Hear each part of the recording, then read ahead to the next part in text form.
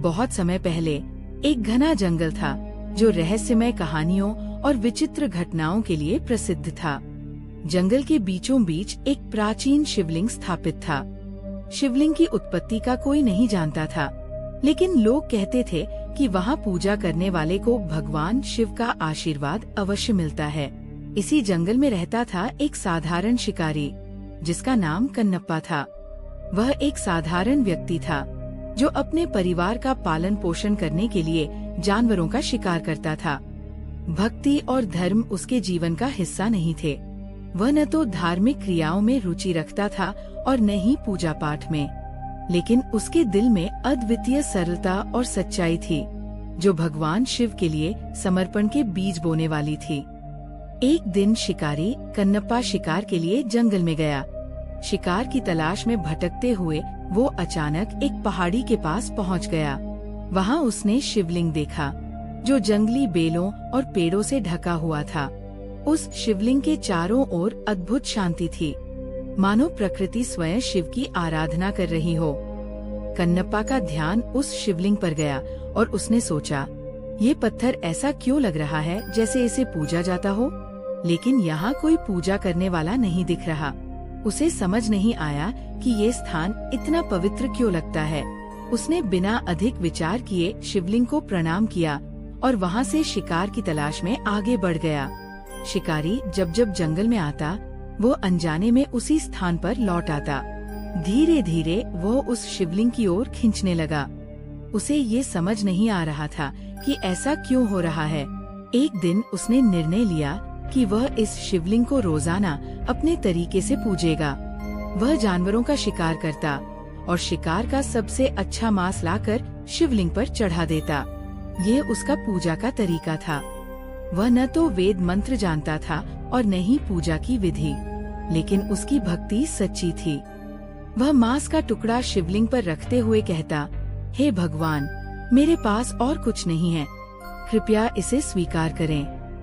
एक दिन जब शिकारी कन्नप्पा ने शिवलिंग पर मांस चढ़ाया तो उसने देखा कि शिवलिंग की दाहिनी आंख से खून बह रहा है। पहले तो वह डर गया, लेकिन फिर उसने सोचा, ये कैसे हो सकता है?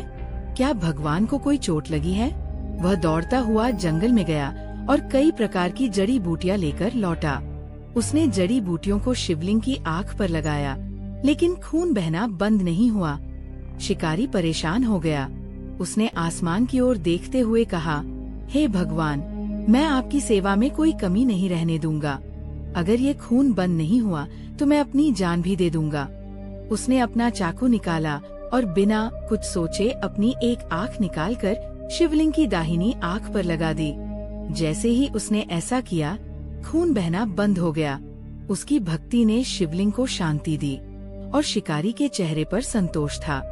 शिकारी ने चैन की सांस ली, लेकिन तभी उसने देखा कि शिवलिंग की दूसरी आंख से भी खून बहने लगा। इस बार वो विचलित नहीं हुआ। उसने सोचा, भगवान को मेरी एक और आंख चाहिए, मैं इसे भी खुशी खुशी अर्पित करूंगा। लेकिन समस्या ये थी कि अगर वह अपनी दूसरी आंख निकाल देगा तो उसे शिवलिंग की दूसरी आंख का सही स्थान कैसे पता चलेगा।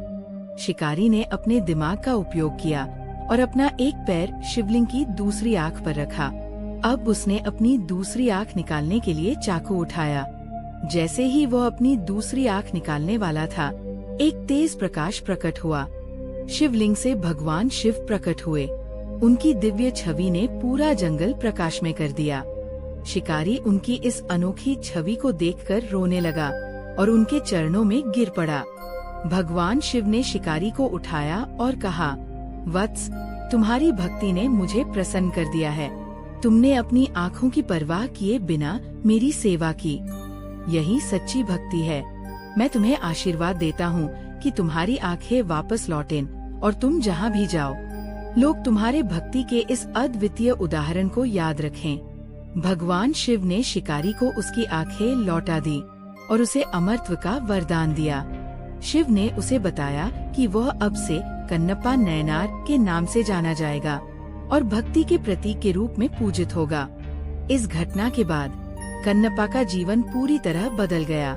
वह अब शिकारी नहीं था, बल्कि शिव का प्रिय भक्त बन चुका था। उसने अपने जीवन को भगवान शिव की सेवा और उनकी महिमा को फैलाने के लिए समर्पित कर दिया।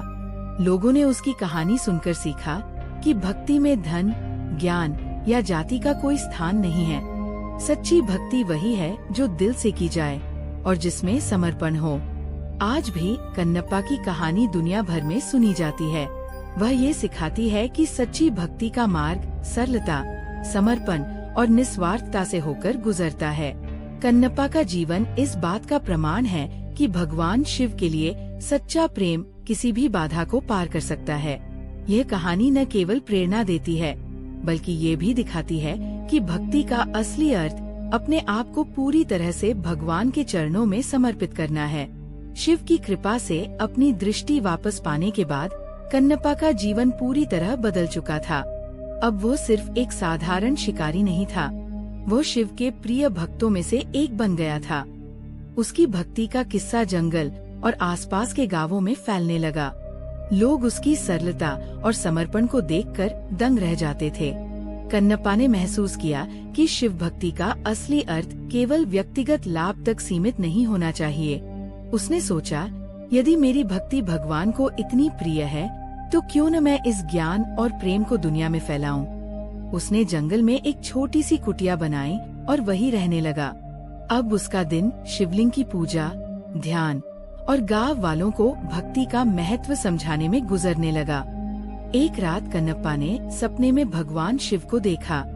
शिव मुस्कुराते हुए बोले, वत्स, तुम्हारी भक्ति ने मुझे अत्यंत प्रसन्न किया है, लेकिन भक्ति का असली उद्देश्य केवल आत्म कल्याण नहीं, बल्कि दूसरों का मार्गदर्शन करना है। अब समय आ गया है कि तुम अपने अनुभवों को दूर दूर तक फैलाओ और लोगों को भक्ति का असली अर्थ समझाओ। ये सुनकर कन्नप्पा ने तुरंत अपनी यात्रा शुरू करने का निश्चय किया। वह अपनी कुटिया छोड़कर विभिन्न गांवों में जाने लगा। जहाँ भी वह जाता, लोग उसकी कहानी सुनकर प्रेरित हो जाते। उसकी सादगी, प्रेम और निस्वार्थ भक्ति लोगों को बदलने लगी। अपनी यात्रा के दौरान कन्नप्पा को कई बाधाओं का सामना करना पड़ा। कई बार उसने ऐसे गांव देखे जहां लोग भक्ति और धर्म से दूर अपने स्वार्थ और अहंकार में डूबे हुए थे।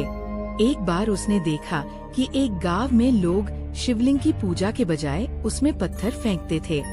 ये देखकर कन्नप्पा का दिल भर आया। उसने गांव के लोगों से पूछा, तुम ऐसा क्यों कर रहे हो? गांव वालों ने उत्तर दिया, ये शिवलिंग हमारा कोई भला नहीं करता। हमारी फसल खराब हो रही है और हम पर मुसीबतें आ रही है। कन्नप्पा ने शांत स्वर में कहा, क्या तुमने कभी ये सोचा है कि भक्ति का मतलब भगवान से कुछ मांगना नहीं है, बल्कि उनके प्रति निस्वार्थ प्रेम और समर्पण है? यदि तुम्हारा मन शुद्ध होगा, तो तुम्हारे जीवन की कठिनाइयाँ अपने आप दूर हो जाएंगी। यह कहकर कन्नप्पा ने शिवलिंग को साफ किया और वहीं बैठकर ध्यान करने लगा। धीरे धीरे गांव के लोग उसकी भक्ति देखकर प्रभावित हुए और उन्होंने शिवलिंग की पूजा शुरू कर दी।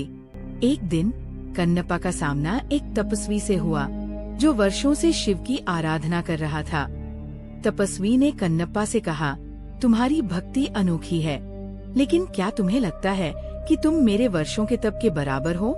कन्नप्पा ने विनम्रता से उत्तर दिया, मैं ये दावा नहीं करता कि मेरी भक्ति किसी से श्रेष्ठ है, लेकिन यदि भगवान मेरी भक्ति स्वीकार करते हैं तो मैं धन्य हूँ। तपस्वी ने कन्नप्पा को चुनौती दी, आओ हम दोनों शिव की आराधना करें और देखें कि शिव किसकी भक्ति स्वीकार करते हैं। दोनों ने एक ही शिवलिंग के सामने साधना शुरू की। तपस्वी ने मंत्रों का उच्चारण किया, महंगे चढ़ावे चढ़ाए और घी के दीपक जलाए। दूसरी ओर कन्नप्पा ने शिवलिंग के सामने अपने दिल से प्रार्थना की।